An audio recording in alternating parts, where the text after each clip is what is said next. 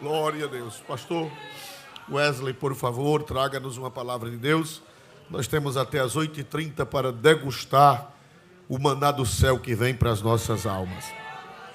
Santo Agostinho dizia que no dia da ceia nós comemos 2 tipos de pães.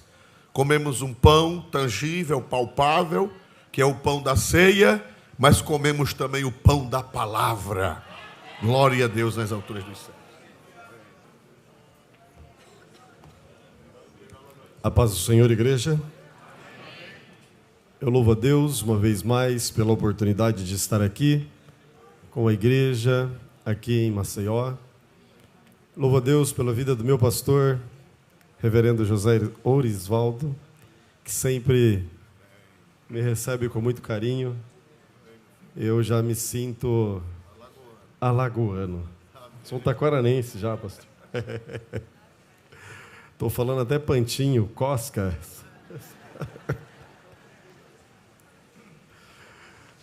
Graças a Deus também pela vida do pastor Herman, que sempre também calorosamente me recebe aqui, às vezes estou nas sextas, nos dias que apareço por aqui. Obrigado também, louvo a Deus pela vida do meu amigo, pastor Paulo, com todo carinho, sempre me ajudou nesse período todo. E a oração da igreja, né, que orou todas as vezes que eu estive aqui, o pastor propôs, a igreja orou, e o resultado chegou. E hoje eu sou um testemunho vivo que quando nós nos colocamos na brecha, Deus faz milagres. Glória a Deus. Minha família não está, porque as crianças entraram de férias e as 2 avós estavam com saudade.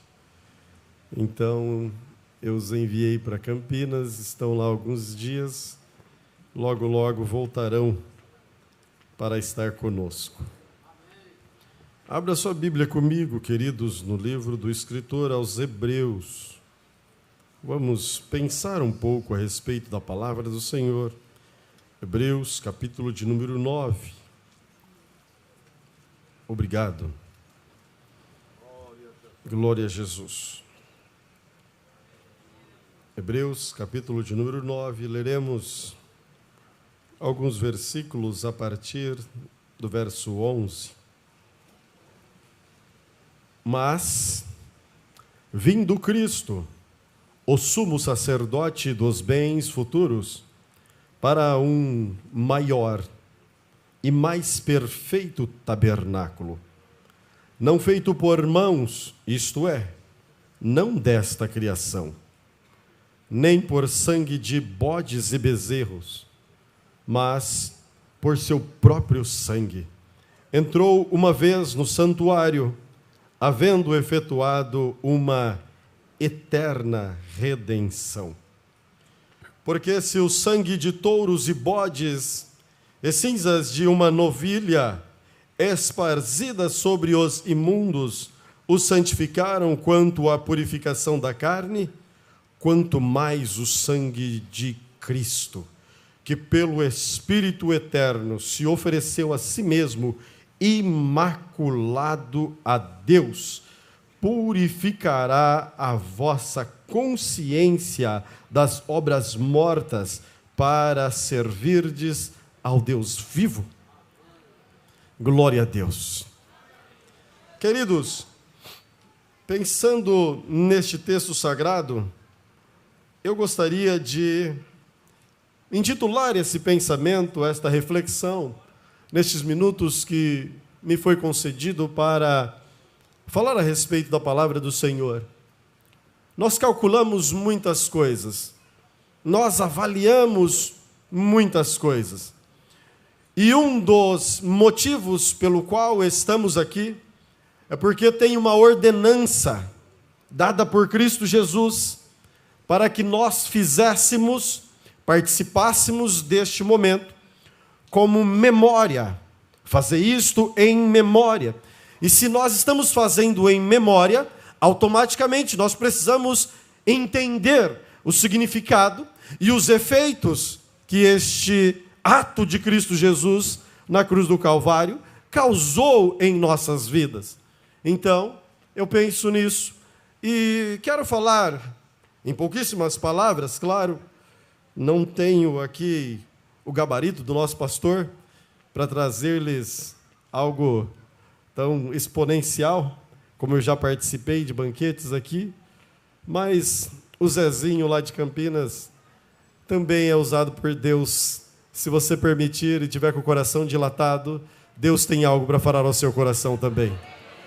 Então nós vamos pensar a respeito dos efeitos do sangue. Os efeitos que o sangue de Jesus causou em nós e por nós. Este livro que nós lemos aqui, o escritor aos Hebreus, há uma discussão teológica sobre o autor do livro. Alguns vão dizer que pela dicção literária o autor seria Paulo, por conta da semelhança dos escritos paulinos em suas cartas. Se você fizer uma rápida pesquisa, você encontrará inclusive uma Bíblia um pouquinho antiga que intitulou este livro a Paulo.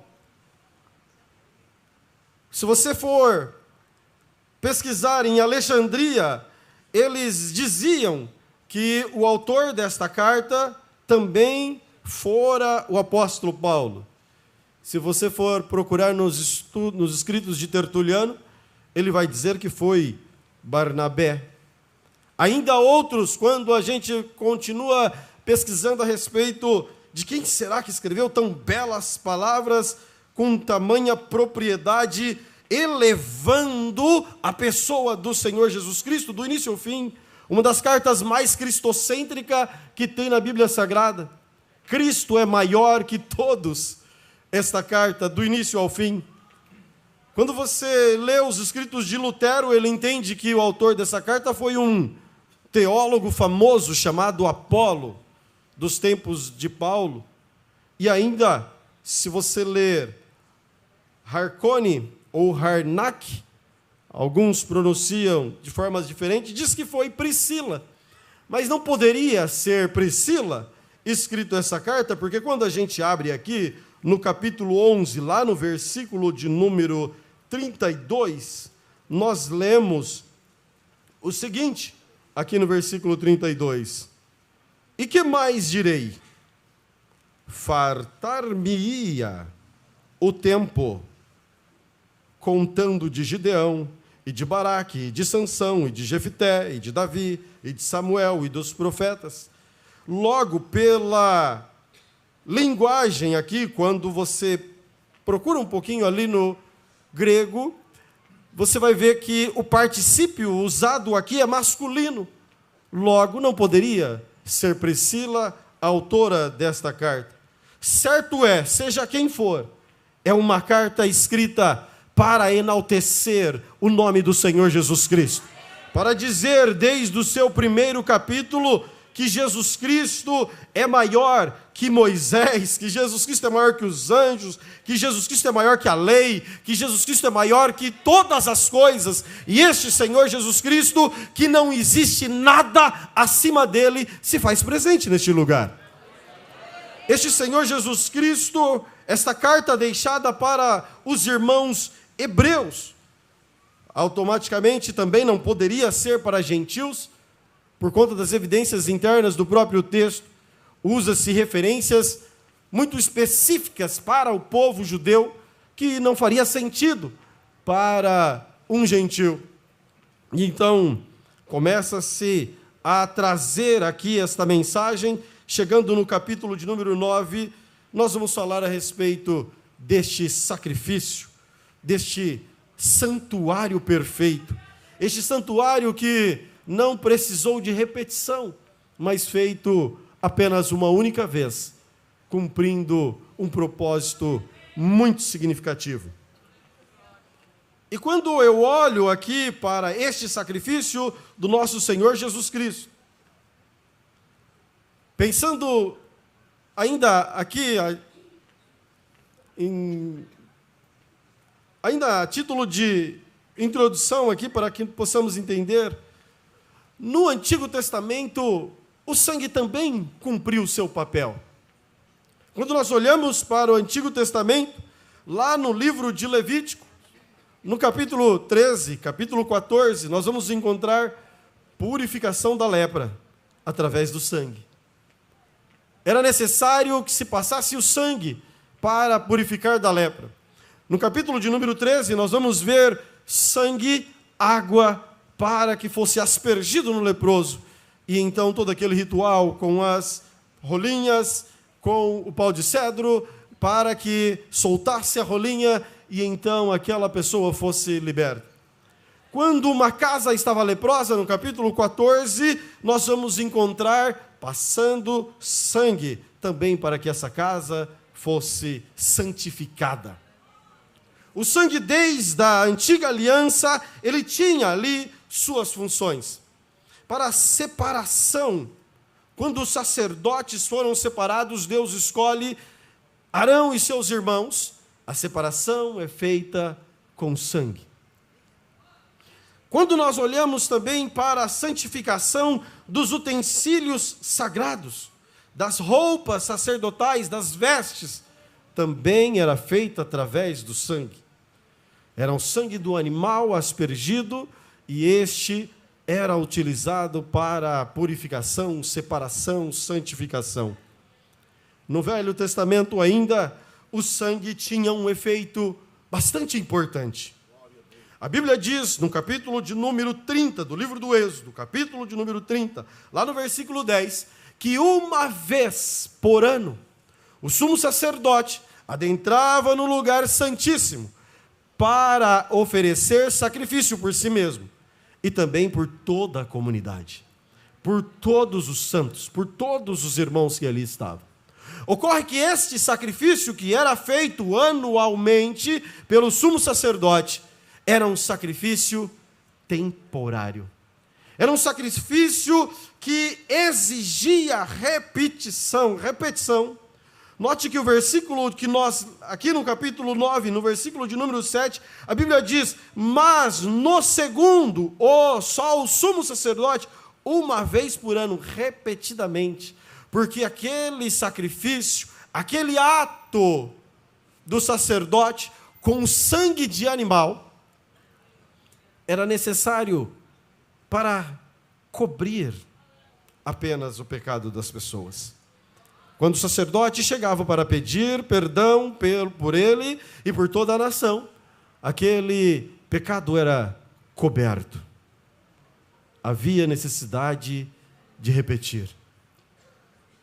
Mas a Bíblia diz: mas vindo, aleluia, vindo Jesus Cristo, agora não está vindo mais um animalzinho que será imolado, agora não está vindo uma celebridade, agora não está vindo alguém reconhecidamente por suas capacidades intelectuais, agora está vindo o Rei dos Reis, o Senhor dos Senhores, que abriu mão de toda a sua glória para se fazer maldito por mim e por você. O autor vai dizer que ele se fez pecado para que eu e você pudéssemos ser santificados.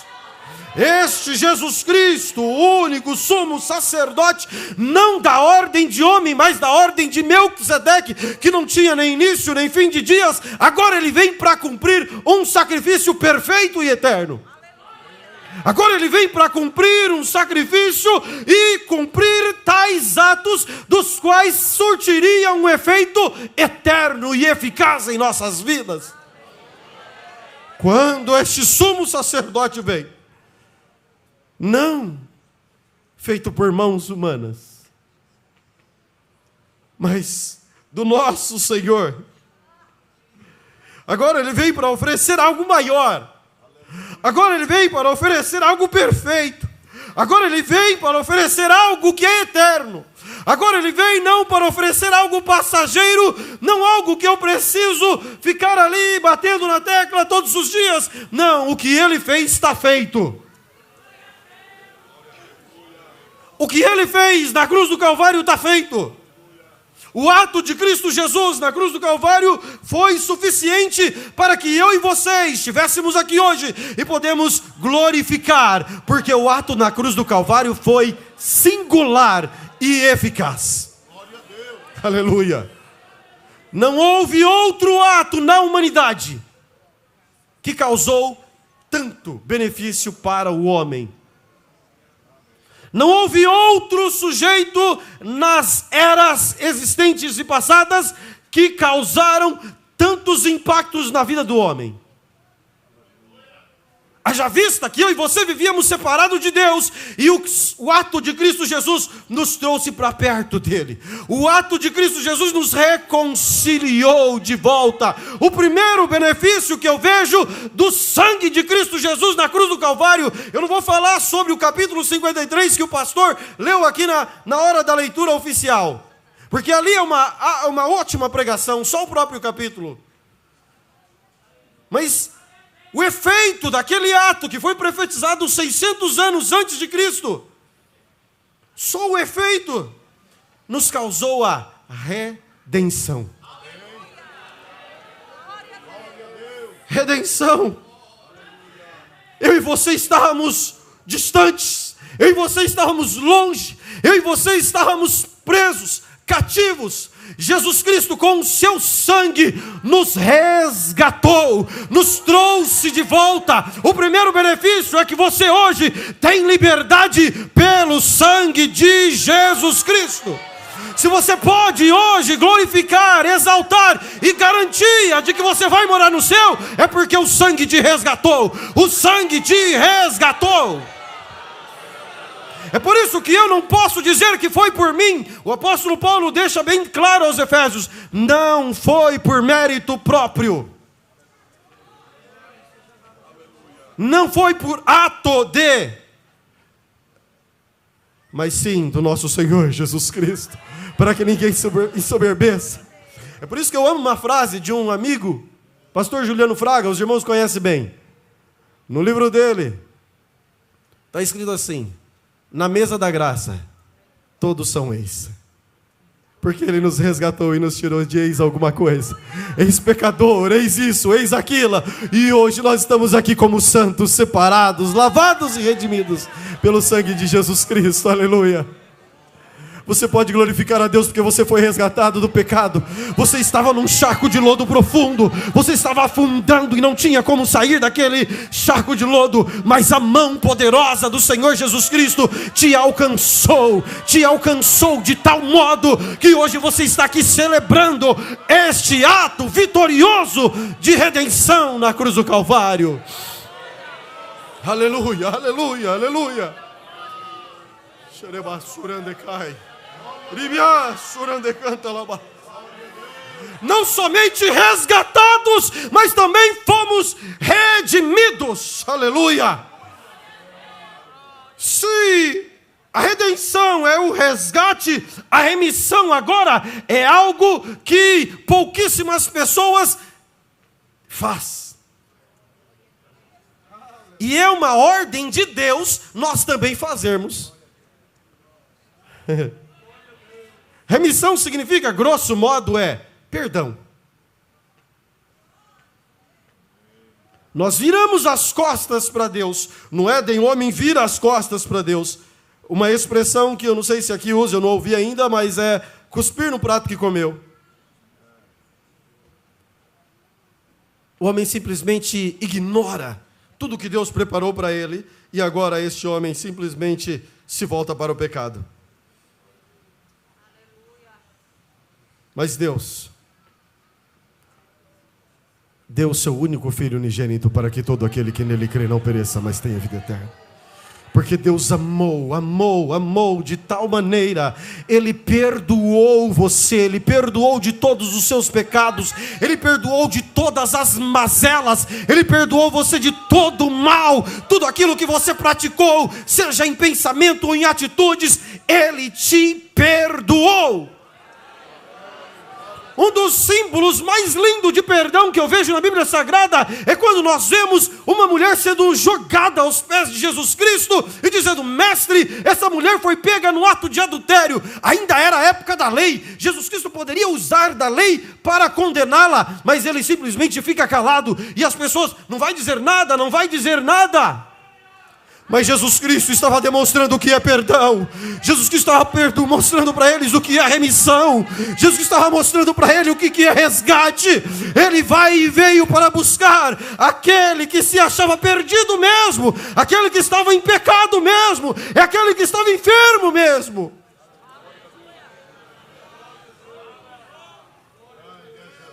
Um dos efeitos da cruz também é a remissão.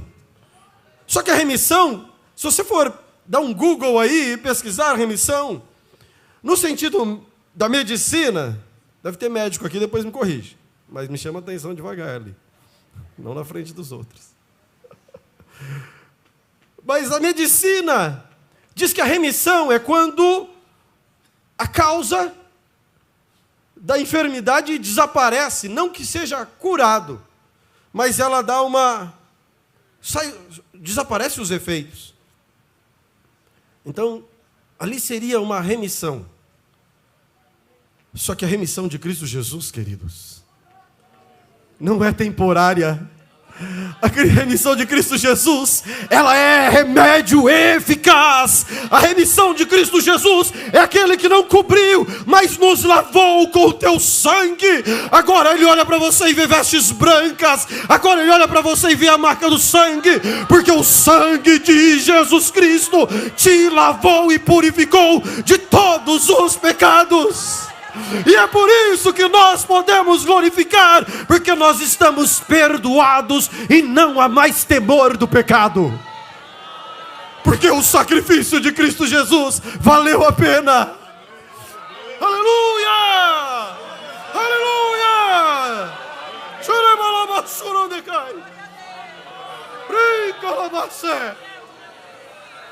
Valeu a pena o sacrifício de Cristo Jesus. Ele te busca onde quer que você esteja. Ele busca você lá na sarjeta. Ele busca você na caverna. Não somente te busca, mas Ele te dá um banho de sangue e dizendo: você está perdoado. E o apóstolo Paulo vai escrever aos Romanos dizendo: quem é que intentará a acusação? Se fui eu. O Pai justifica e Cristo Jesus morreu na cruz por você. Aleluia, aleluia. Oh, Rebassurandecai. Não apenas resgata e redime, mas também cura.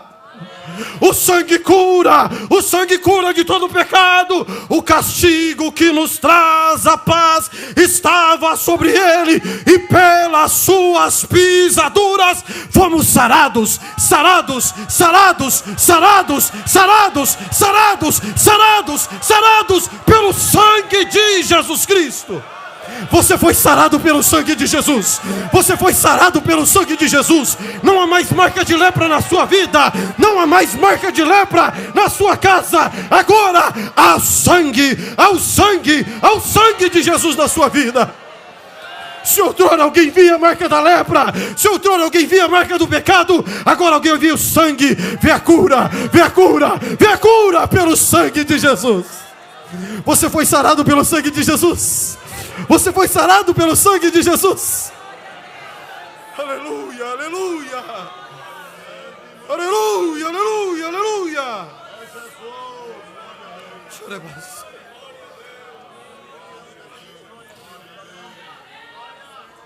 Pelas suas pisaduras. Isso aqui é tudo muito lindo, queridos. Ele foi pisado. Ele foi moído. Passar na moinha, aquele... Vou dar um exemplo aqui, que eu vi o pastor Francisco, pastor Chico, dando lá na igreja. É o camarada que moe cana, passa a cana uma vez, dobra a cana, passa de novo, dobra de novo, passa novamente, dobra de novo, passa novamente, até extrair tudo. E Jesus Cristo foi moído para extrair azeite de cura para a sua vida. Lá no Getsemane, Ele foi prensado. Azeite foi prensado. Ele foi prensado ali no Getsemane, literalmente prensa de azeite, para que eu e você pudéssemos ser curados pelo sangue. Getsemane, lugar de prensa, lugar de cura. Jesus Cristo morreu para que você fosse curado. Aleluia, aleluia. Você pode andar com as mãos erguidas e gritando: eu estou curado de todos os pecados, eu estou curado de todas as mazelas, eu estou curado de todo o mal, porque o sangue de Jesus produziu efeito na minha vida. Aleluia. Não somente resgata, não somente redime, não somente cura, mas regenera. Mas regenera. A doutrina da regeneração é uma das mais lindas da nossa Bíblia Sagrada. É vida nova. Regeneração, irmãos, é transformação.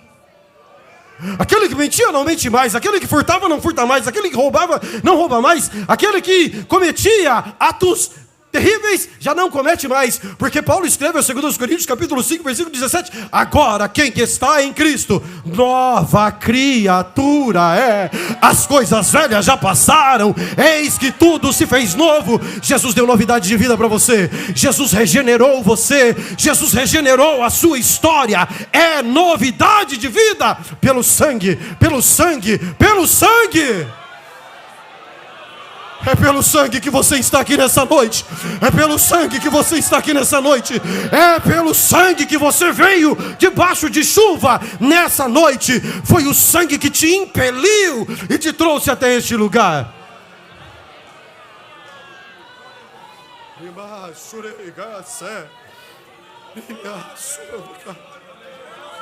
Aleluia, aleluia.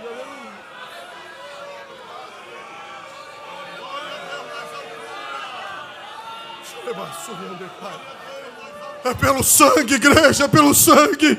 Se eu vim para cá participar desse ato tão sublime e não entender que foi pelo sangue, se eu não fizer esses cálculos, se eu não entender esse significado. Tema da última lição da Escola Bíblica Dominical. Aleluia, aleluia, eu preciso entender este significado. Aleluia, aleluia. Mas não só resgatou, não só nos perdoou, não somente nos curou, não somente regenerou. Queridos, Ele nos justificou. Justificou. Me lembro de um tribunal romano aqui. Filhinhos, João escreve assim: filhinhos, com muito carinho, filhinhos, escreva-os para que não pequeis. Mas se pecar, lembre-se que a destra do Pai tem um paráclito, um advogado, um advogado fiel, aquele que está ali justificando, aquele que está ali interpelando e falando: não, esse é meu, olha a marca do sangue, eu perdoei, é meu, eu morri por ele. E antes da morte ele já orou dizendo: Pai, não peço somente por este, mas aqueles que o Senhor também me daria. Ele já orou por você, porque ele sabia que ele alcançaria você. Aleluia, ele justifica você. O sangue de Cristo Jesus, a justificação, ela nos garante a completa salvação pelo ato de Cristo. É claro que por minhas próprias ações eu posso abdicar disso. Não vai achando que é salvo-conduto para você sair fazendo o que acha que dá para fazer. É bom deixar avisado, antes que alguém ache que eu sou calvinista. Mas quando você compreende o ato de Cristo, você entende que surtiu efeito maravilhoso, justificado por sangue de Jesus Cristo. Quem vai me defender? O sangue de Jesus. O sangue de Jesus. O sangue de Jesus. É o sangue de Jesus. Ah, pode apontar, pode fazer, pode acusar. O sangue de Jesus. O sangue de Jesus. É o sangue de Jesus quem justifica. É Ele que fala por você. É Ele que fala por você. Aleluia. Aleluia, aleluia. Eu tenho 2 minutos, irmãos.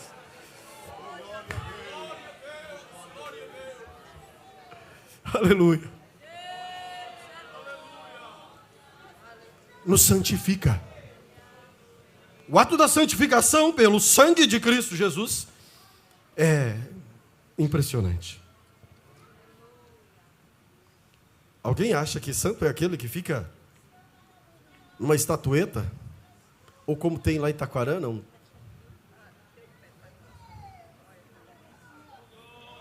em outras cidades que eu passei por aqui, lá no Alto do Corcovado, no Rio, em qualquer outros lugares. Não, queridos. Santo é você, santificado pelo crânio, santificado pelo sangue. E existe 2 tipos de santificação aqui: santificação posicional e santificação progressiva. Ele te posicionou como santo pelo sangue. Você é santo, você é santo, você é santo, você é santo, porque Ele separou você. Ele separou você daquela vida pregressa e trouxe você para perto dele e diz: é meu, é santo, é lavado, é remido, é purificado pelo meu sangue. Ele te santificou.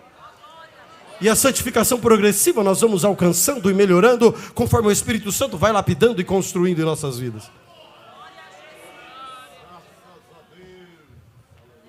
O sangue de Jesus valeu a pena. Teríamos ainda glorificação, mas será na glória. Mas enquanto isso, valorize o ato do sangue de Jesus. Valorize os efeitos do sangue de Jesus. Valorize os efeitos do sangue de Jesus. Queridos, posso fazer uma pergunta? Entrou alguém aqui que não conhece Jesus Cristo? Entrou alguém aqui que ainda não decidiu a sua vida para o Senhor? Deus, em seu amor, que nos constrange, Ele entregou o seu unigênito. O unigênito é único da espécie. O seu próprio filho, para fazer tudo isso, morrer, mas ressuscitar, para que os efeitos desse ato surtissem efeito na sua vida também. Ele quer salvar você. Tem alguém para aceitar a Jesus como seu único e suficiente Salvador nessa noite? Tem alguém para entregar a sua vida para Jesus nessa noite? Ele quer mudar a sua história também. Ele quer regenerar você também. Ele quer transformar a sua vida. Ele quer mudar a sua história. Que o Senhor Jesus continue abençoando você. Deus abençoe a igreja.